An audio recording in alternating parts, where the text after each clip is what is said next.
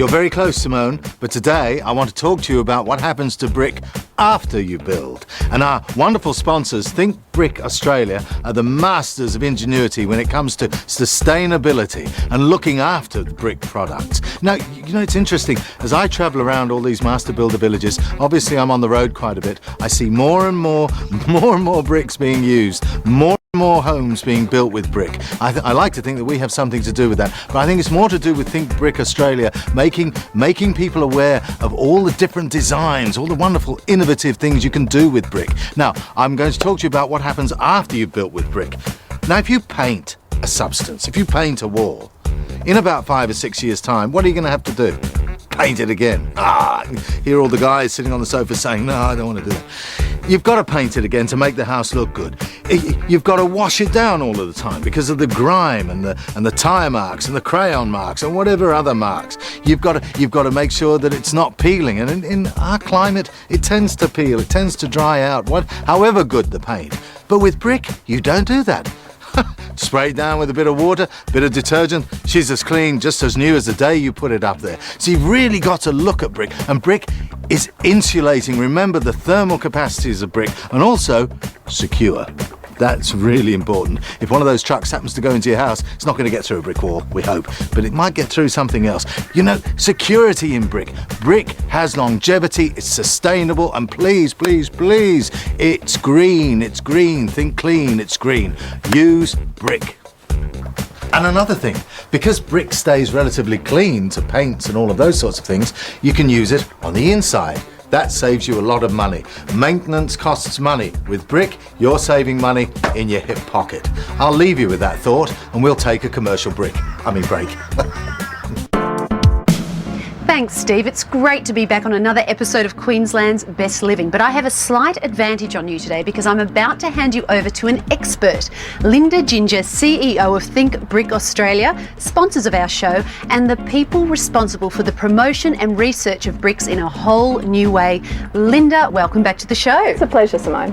Now, our viewers have been learning all about building with bricks. It's a remarkable product and making such a comeback with architects and home builders alike. What are the reasons for this? Well, I think there's two very good reasons, and one is about the variety of bricks that you can now acquire, so a lot more colour, a lot more texture and different varieties, and even the way that you lay bricks is totally different these days, so you can actually have a very unique look for your own home or renovation. The second really good reason is that brick makes a real contribution to the way that we can actually build energy efficient homes. Absolutely, we've learnt all about that in previous episodes. We have indeed. Now, a good way to get inspiration is from the finished product. Absolutely. And I was looking through this wonderful magazine last night, the 2008 edition of Facing Design from Think Brick. It's wonderful, Linda. Can you tell us a little bit about the magazine? Well, the magazine is really all about ideas.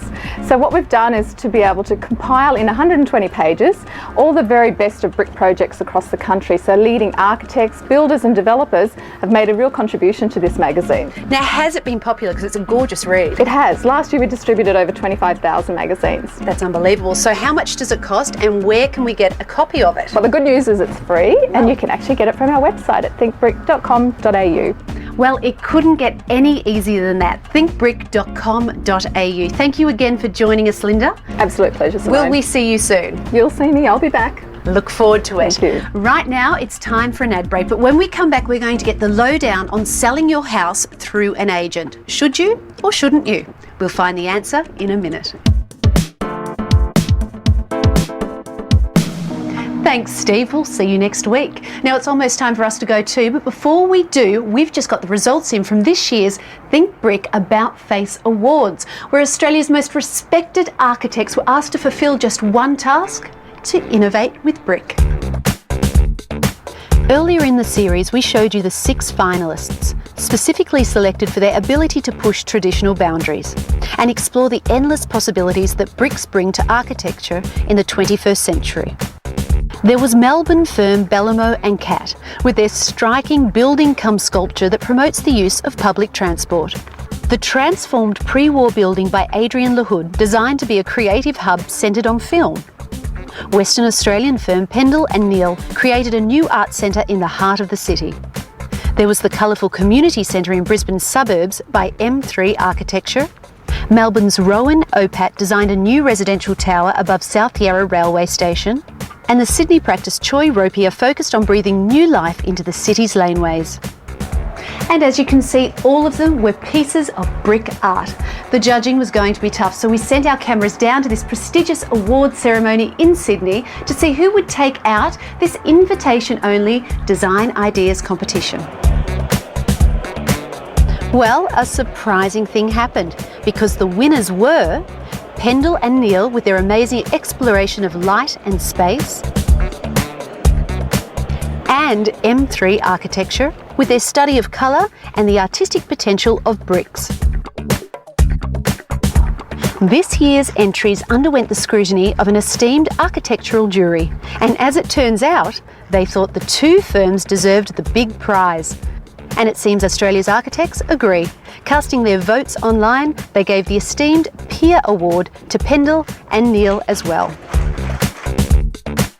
So what exactly were Simon Pendle and Stephen Neil aiming to produce? Known for their intense architecture and memorable interior spaces, their design for the Graysmith Institute in Perth was apparently inspired by light that dances, space that surrounds you, and brick structures that endure.